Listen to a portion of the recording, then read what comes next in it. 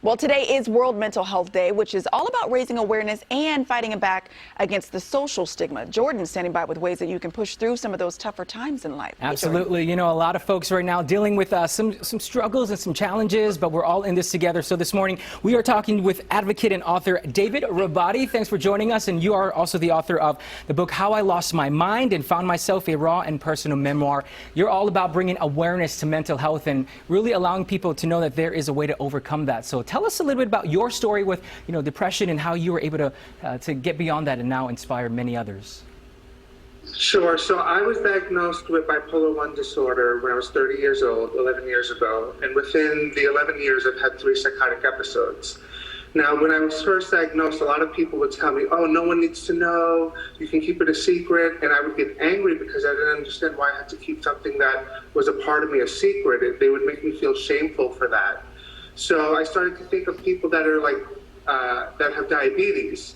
When they take insulin to control their sugar levels, they're not ashamed for taking their medicine or to talk about having diabetes. So why should I feel ashamed to talk about a mood disorder that basically goes from mania to depression?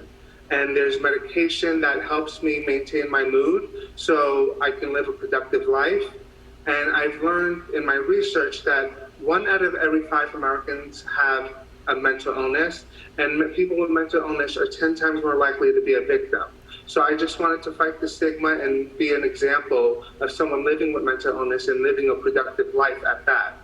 And you share that within your book that is available on your website, David Rabadi, as well. So this book is a memoir of that, and you help people to sort of own, I guess, who they really are. And you have some great ways and helpful tip, I guess, for folks, who may be out there, or even if they're friends and family of someone suffering out there as well. Can you share that with us? Yes, so when I have days that I'm feeling depressed, I know I can't change my mood because it's a chemical imbalance I have no control over. But what I can do is change my actions. So what I do is I'll go and call a friend that makes me laugh. Like, we all have friends and there's a funny one in the group. So I start to hear his funny stories, and then little by little, the depression starts to lift. And then I'll watch reruns of Will and Grace, and the character Karen Walker is so funny. Like, I find myself just laughing so hard that all of a sudden that depression is not there anymore. Like, I'm feeding my soul laughter. And when you talk about laugh, because you use the word fight, right? F-I-G-H-T. So when you talk about laughter, you're saying feed your soul with laughter, right? Yes, feed your soul with laughter, and that will alter your whole depression, and you'll start to feel better about yourself. Oh, yes. And feel motivated. There we go. Laughter is so good. And then the next one you say for involve, right? Involve. Explain a little bit more. So I think that when you have any time you face any kind of adversity, you should be involved in the sense that know educate yourself on like I had to educate myself on mental illness and see what the facts are, and then walk for NAMI. NAMI is the National Alliance for Mental Health. So I go around sharing my story for a program called In Our Own Voice. So that's being involved in fighting the stigma. And doing new things and going out there. The also one is this goals, to set goals for yourself, give yourself something to work for and look towards. You said that's a very important thing for the word, or for the letter G.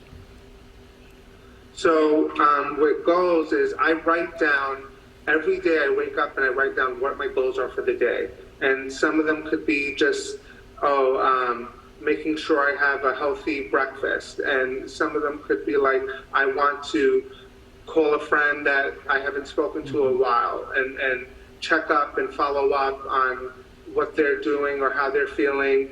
And it's like just, or in a career, like doing something that I have a writing career. So I think of like goals to set. To get me to the next level. And that kind of goes, I know the last 2 letters, H and T. So for H, you say help, speak with a friend, and there is help out there. And the last one is T, which is, we get through this together. So like you said, David, help is out there. We are all in this together, and we can all, fight the stigma behind depression and anxiety. And we thank you so much for being with us this morning, for sharing your story.